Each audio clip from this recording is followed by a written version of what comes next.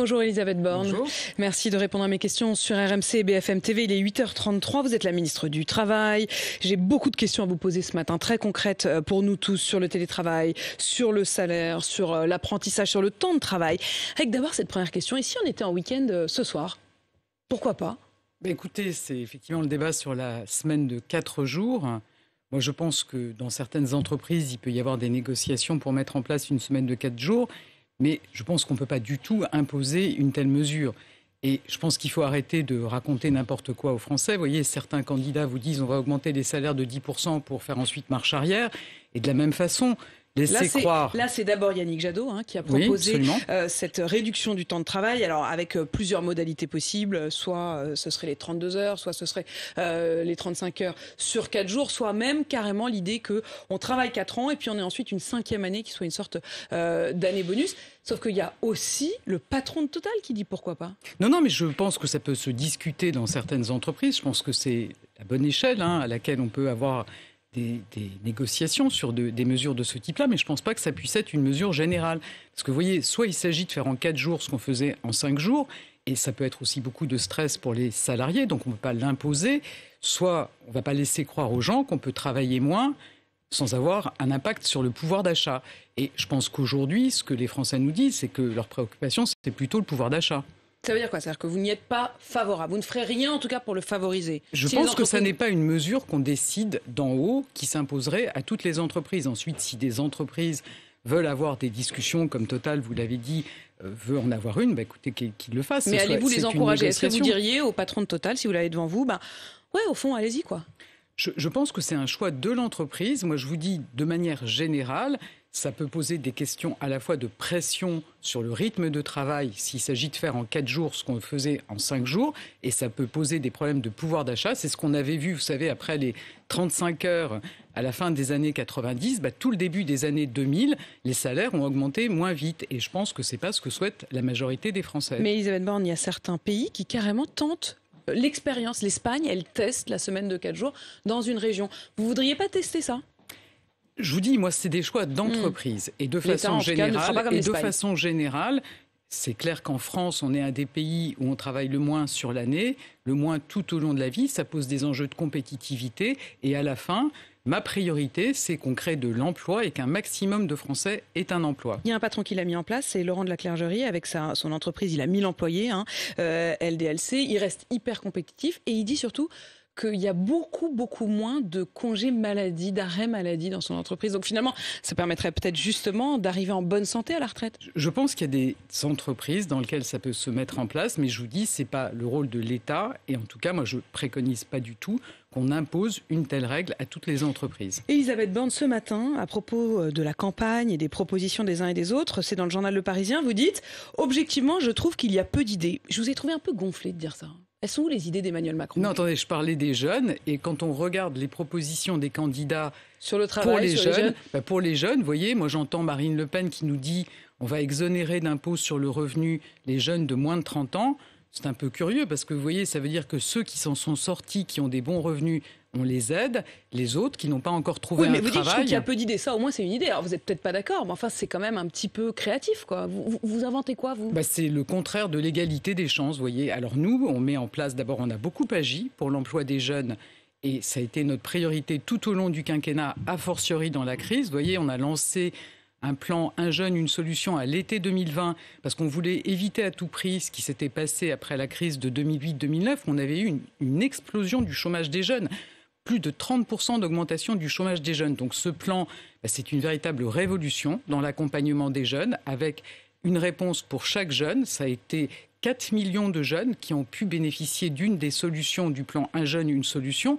Et aujourd'hui, on a le taux de chômage des jeunes le plus bas depuis 2008. Et il n'y a jamais eu une telle part des jeunes qui travaillent qu'aujourd'hui. Vous allez prolonger ce système ? On veut continuer à accompagner les jeunes pour permettre à chacun d'accéder au plus vite dans l'emploi. On sait que la France est mal positionnée, vous voyez, historiquement, sur l'emploi des jeunes, qu'on a beaucoup de jeunes qui ne sont ni en emploi ni en formation.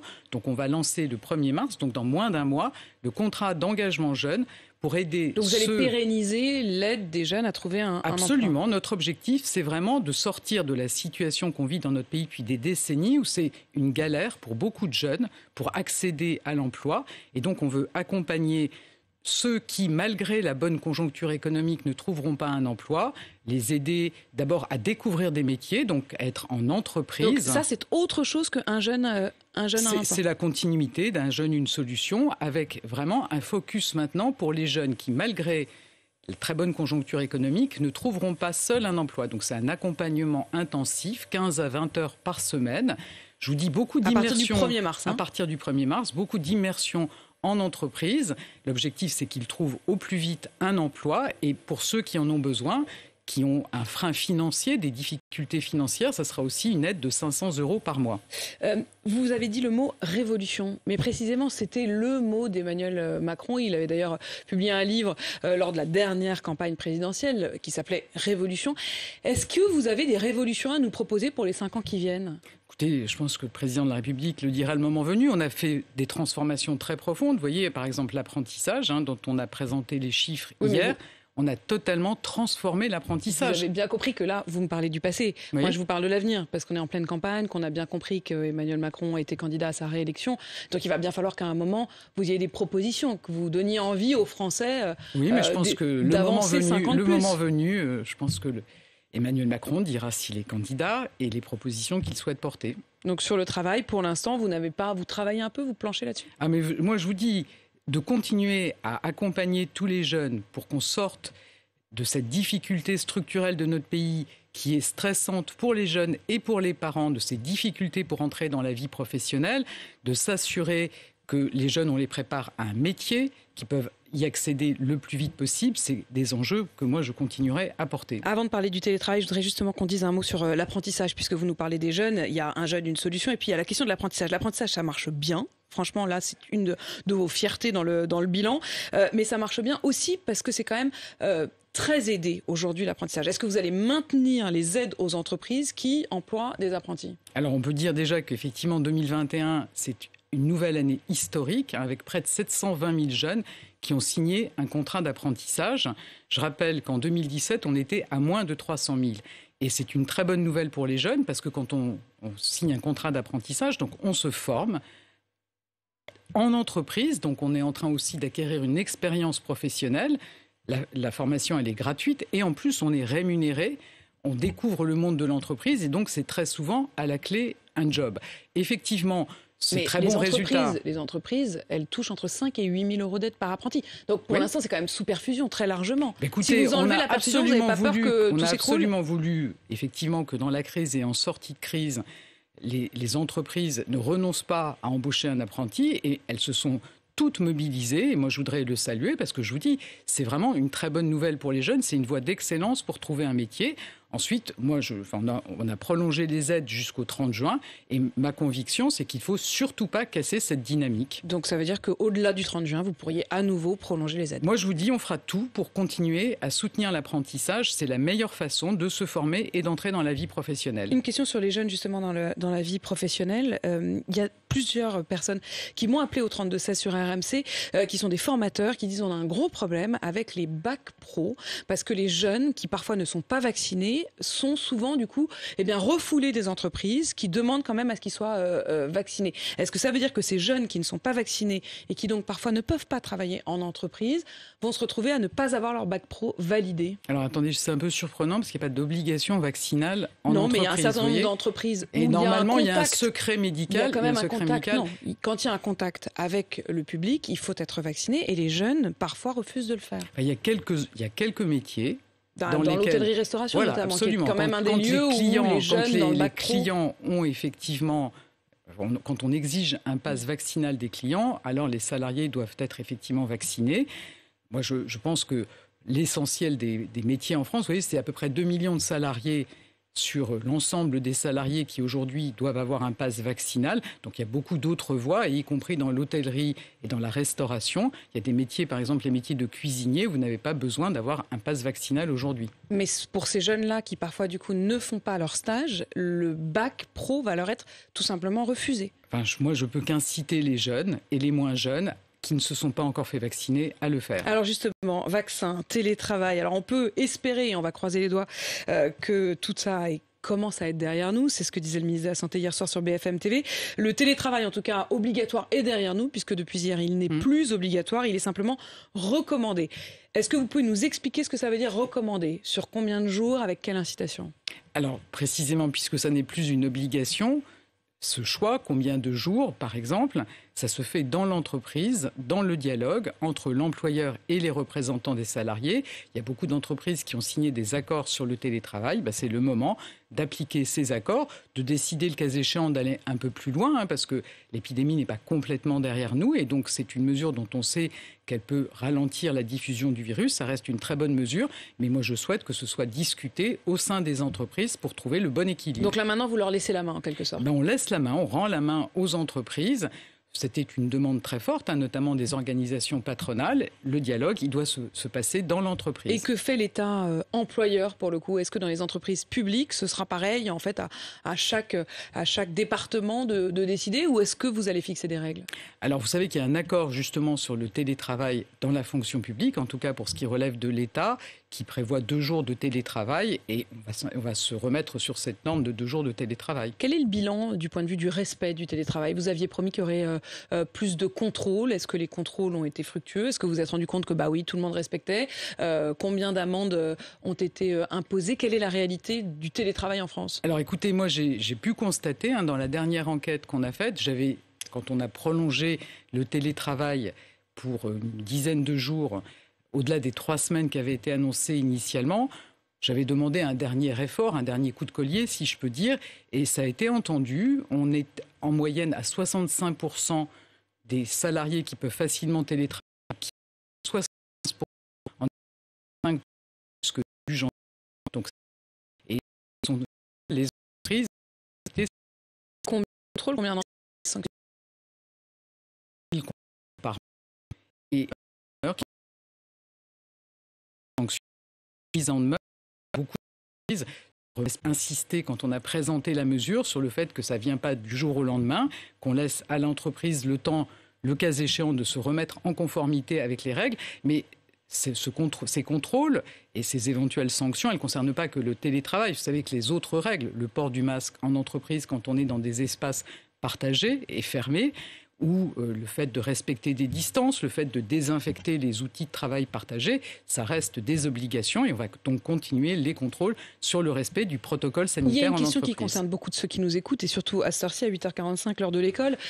C'est quand même la question des écoles et des classes parfois fermées ou de l'enfant qui est malade. Est-ce que vous allez continuer à rémunérer les parents qui sont contraints de rester chez eux ou est-ce qu'il faut qu'ils se mettent au télétravail et qu'ils arrivent à jongler entre enfants et boulot? Alors les règles ne changent pas. Si votre enfant effectivement est positif au Covid et qu'il reste chez vous, vous êtes indemnisé avec des arrêts maladie. Vous avez un arrêt maladie, vous êtes indemnisé et ça va continuer. Parfois dans les entreprises, il peut y avoir un accord entre l'employeur et le salarié pour qu'il puisse travailler. Ça dépend évidemment de l'âge de l'enfant. Parfois c'est possible, parfois ça ne l'est pas. Quand ça ne l'est pas, le salarié peut toucher des indemnités maladie. Ça, c'est quand votre enfant est positif. Si c'est la maîtresse qui est positive et la classe qui est fermée et l'enfant qui est à la maison, est-ce qu'il y a une solution?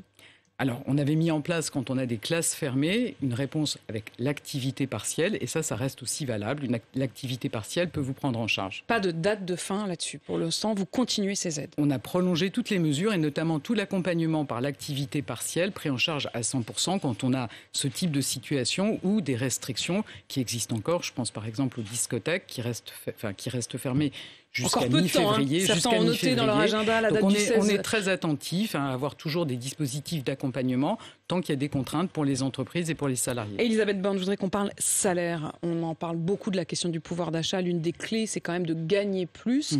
Où est-ce qu'on en est aujourd'hui? Vous aviez demandé aux patrons des différents secteurs de jouer le jeu, de rémunérer davantage. Est-ce qu'aujourd'hui, vous pouvez dresser un premier bilan? Alors effectivement, moi je l'avais dit, c'est pas acceptable que dans un certain nombre de secteurs, les grilles de rémunération aient des premiers niveaux qui soient en dessous du SMIC. Alors évidemment, le SMIC s'impose, et donc les salariés sont bien payés au SMIC, mais ça veut dire que quand vous avez parfois 5 niveaux de la grille salariale ou plus, on a des exemples où on a 12 niveaux de la grille salariale qui sont sous le SMIC, ça veut dire que pendant des années, vous ne progressez pas. Et c'est effectivement très décourageant pour les salariés. Donc moi, j'avais demandé à ces branches, à ces secteurs, d'engager des discussions. Il y a sur 40 secteurs avec lesquels on avait engagé ces discussions et on leur avait demandé d'accélérer leurs négociations. Il y en a une quinzaine qui représentent 2 millions de salariés. 16 branches qui sont en non-conformité parce que leurs minima sociaux sont en effet inférieurs au SMIC, leur minima salarial. Alors, c'est celle qui était en dessous avant le 1er octobre.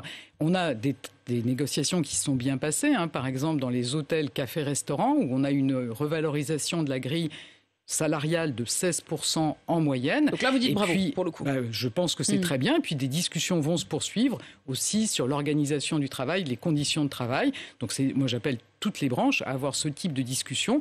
Pour celles qui n'ont pas encore conclu, on va suivre très attentivement ce qui se passe. On a, par exemple... Est-ce que vous pourriez vous dire à un moment, on va carrément, dans ces cas-là, les sanctionner, ces branches ?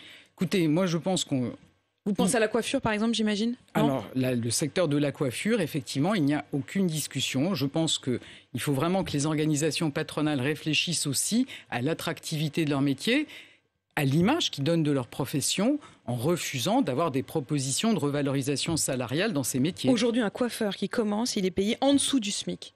Il est payé 1 534 € brut contre un SMIC à 1 603 € brut. Le SMIC est garanti, donc il a bien le SMIC, mais par contre, ça veut dire, vous voyez, que vous pouvez avoir travaillé 5 ans, vous êtes toujours payé au SMIC, ou voire 10 ans, vous êtes toujours payé au SMIC. Donc après ça, quand on a effectivement des coiffeurs qui nous disent on n'arrive pas à recruter, écoutez, c'est bien normal et il faut effectivement donner des signes sur la considération qu'on porte aux salariés et je les invite à nouveau à engager des discussions pour revaloriser leur grille. Mais pourquoi est-ce qu'au fond, vous ne remonteriez pas tout vers le haut avec une augmentation nette du SMIC ? Quand vous voyez que l'Allemagne augmente de 25% le SMIC, l'Allemagne, c'est quand même, franchement, plutôt un parent vertueux. Alors, on ne partait pas du même niveau, vous voyez, je pense que... Oui, mais là, ils vont être devant nous. Au global, vous savez, on a pris beaucoup de mesures dans le quinquennat pour améliorer le pouvoir d'achat des classes moyennes et spécifiquement des salariés qui sont payés au SMIC. On a notamment étendu et augmenté la prime d'activité. Et donc, je peux vous assurer que le revenu au niveau du SMIC en France, il reste supérieur à ce qu'on aura en Allemagne après cette augmentation. Vous voulez vous impliquer un peu quand même dans la campagne, Elisabeth Borne ?